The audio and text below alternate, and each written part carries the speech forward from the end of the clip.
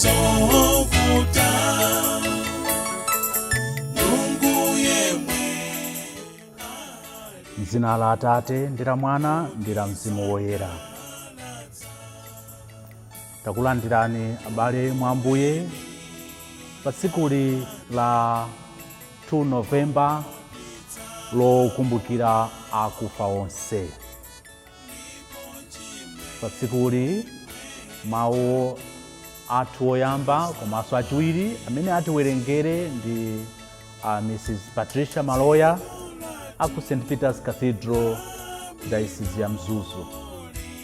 Ndipo mawu athu oyamba ndi ochokera m'buku la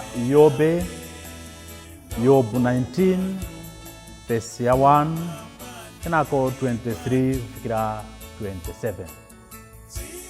Ndipo mawu athu achiwiri ndi ochokera mu kalata wa Paulo oyera kwa Roma mutu wa 5 verse ya 5 kufikira 11.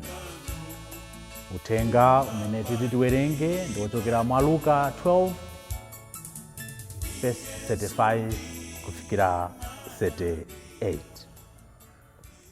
Mawu oyamba. Mawu a buku la Yobu. Yobu 19 ndime ya 1 kuyambiranso 23 mpaka 27b. Tsono Yobu adayankha kuti, achikhala ena adawakumbukira mawu anga. Achikhala mawuwo adawalemba m'buku. Achikhala mawuwo adawazokotedwa pa thanthwe ndi chitsulo ndi kuthirapo ntovu kuti akhale mpaka muyaya. Theradi ndikudziwa kuti momboli wanga alipo, ndipo pa nthawi yomaliza adzabwera kudzanditeteza. Khungu langa litatha nkuwonongeka, thupi langa lomweli lidzamuona Mulungu. Ine ndemwe ndidzamuona, osati winanso ayi. Ndidzamuona ndi maso angawa. Mtima wanga ukufunitsitsa tsikulo.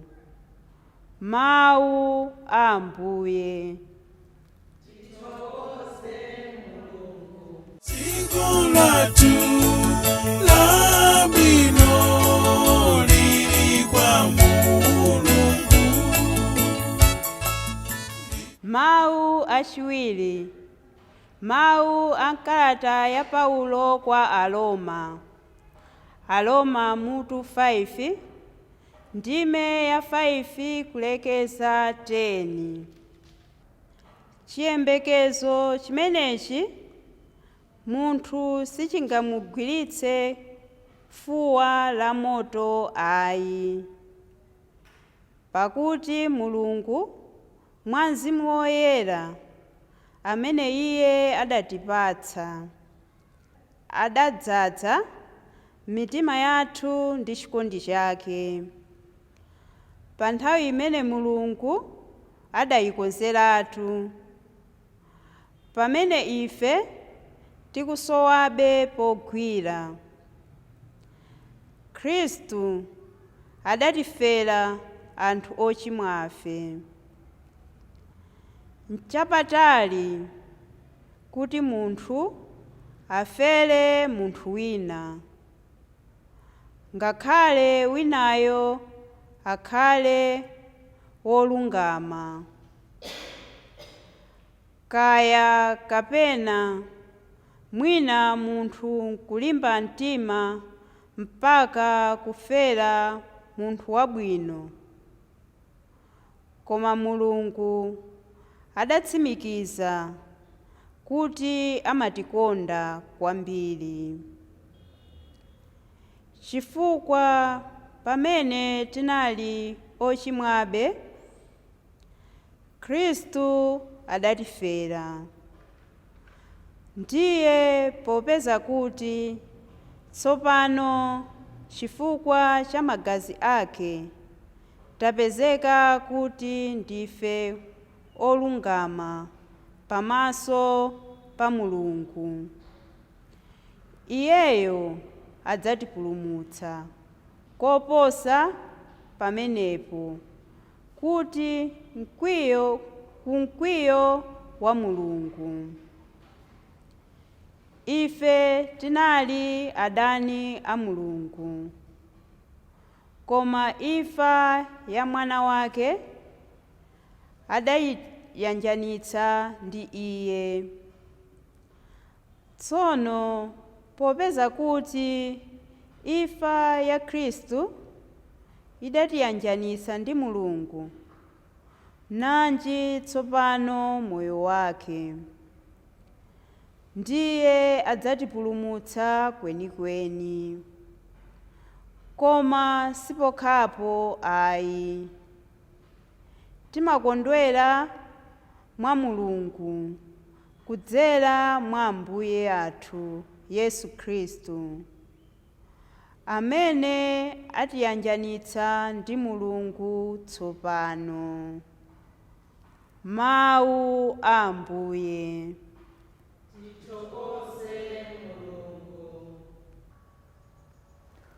Ambuye akhale nanu. Mawu a Uthenga Wabwino monga adalembera Luka woyera. Yesu adawuza ophunzira ake kuti, khalani okonzeka kutumikira, ndipo nyale zanu zikhale zoyaka.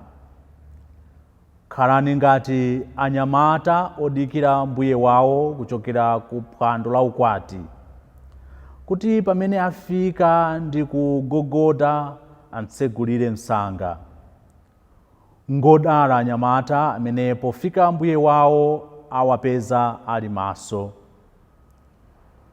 Zoonadi ndikukuwuzani kuti azazikonzera nazawakhazika podyera, ndipo azabwera nazawatumikira.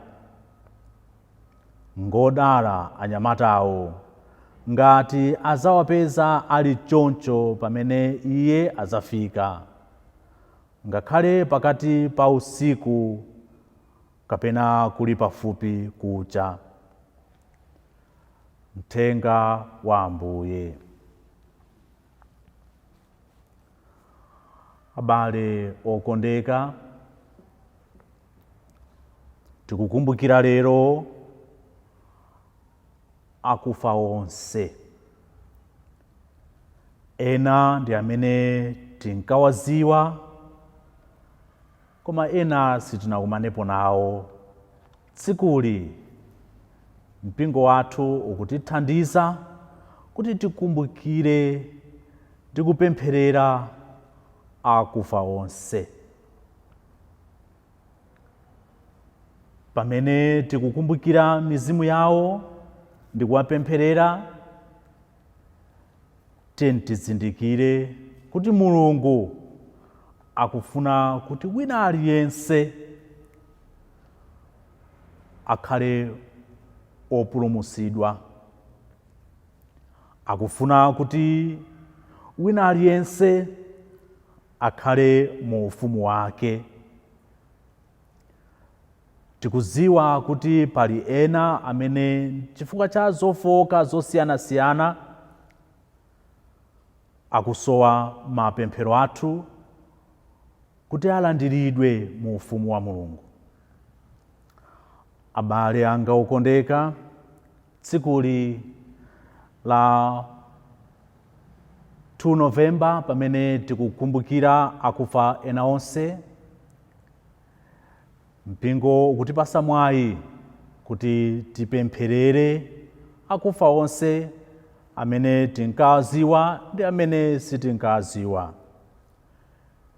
tiwakumbukire m'mapemphero athu kuti kudzera mu mapemphero athu ndipo chisomo cha Mulungu mizimu yawo iwuse mu mtendere ndipo ikhazikike mu ufumu wake.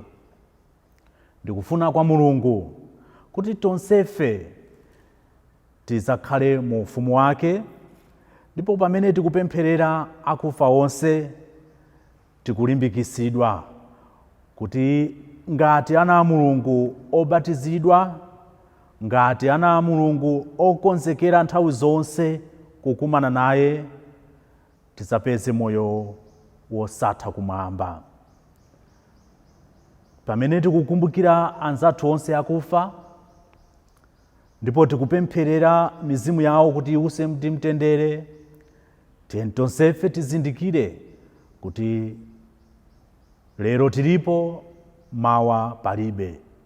Tonsefe tizafa, koma tikhale okonzekera sikulo, tikhale okonzekera pochita zinthu zabwino.